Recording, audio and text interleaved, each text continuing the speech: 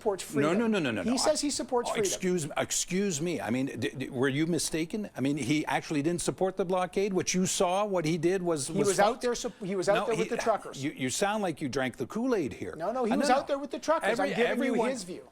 Evan, everyone knows that Pierre Poilievre supported the blockade.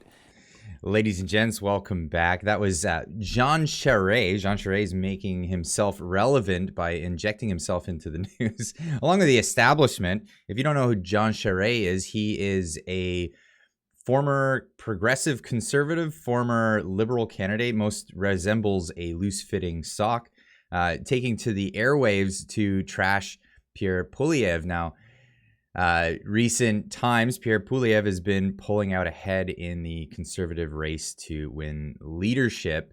And, well, it's just, if the establishment is fighting you, you know you're winning. So here, what else did Jean Charest have to say here? And I don't care how much spin you put into it. Here is someone who makes laws and says, I can break laws because I'm above the law. Well, I'm sorry. If you want to be a leader of a party, if you want to sit in the House of Commons and make laws, you have to obey them. The laws of the land are not a buffet table from which you choose what you want or do not want to support. And if you say to Canadians, I want to be the leader of the Conservative Party and I want to be the chief legislator of the country, but I don't have to obey the laws, I'm sorry. That's not just a failure in leadership, it disqualifies you, as far as I'm concerned, as being someone who thinks or aspires to be a leader. Disqualified from being leadership for not following the laws of the country, he says, or claims, alleges.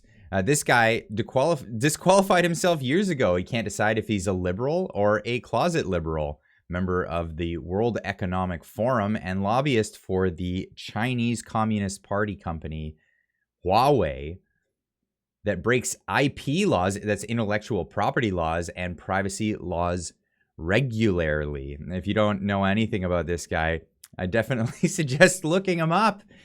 He's been a permanent fixture in the bureaucracy of Canadian politics for a very long time. And yes, he's very much an establishment character. Now, I put this out here the other day saying, litmus test, if the establishment attacks a political candidate, that candidate is likely the best person for the job. Now, I'm not saying, because I'm kind of on the fence. I'm on the fence about this personally. I think, in my opinion, the PPC seems like a very good party to throw your votes towards in Canada. That PPC might be what Canada needs, but that may be one of those things moving forward in a future election where it's Canadians are torn between choosing what they would like to have in government versus what they have to vote for to get what's in government out. That's a discussion for another video altogether.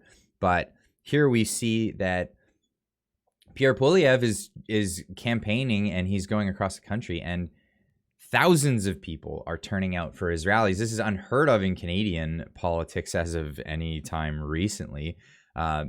Generally, Canadians have been turned off from political candidates in general. Seeing turnouts like this for Pierre Poilievre is very unprecedented as of recent times. You don't see this for any other candidates on the road. And yeah, big turnout. Now, of course, the attacks come out immediately. We have this establishment type here tweeting in reply to Pierre Poilievre's turnout. More than 1,000 white people came out to Kelowna today with a clear message. They're ready to take control of other unwhite people's lives, and then posted some liberal shill comedy from the CBC here. So I replied saying, you're looking for racism, but you sound a lot like a racist yourself.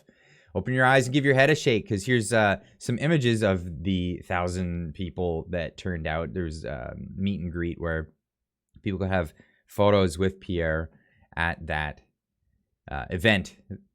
So clearly a very diverse crowd of people that are interested in having the government get the heck out of their lives.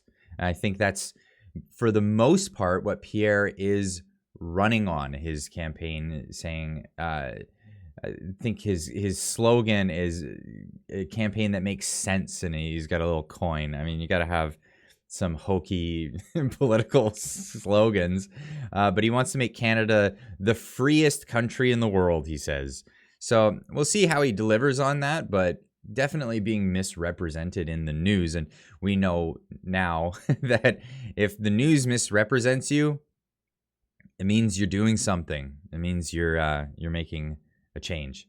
You're making effect. So we'll keep you updated on that in the future, and we'll see you in the next video. Keep on trucking.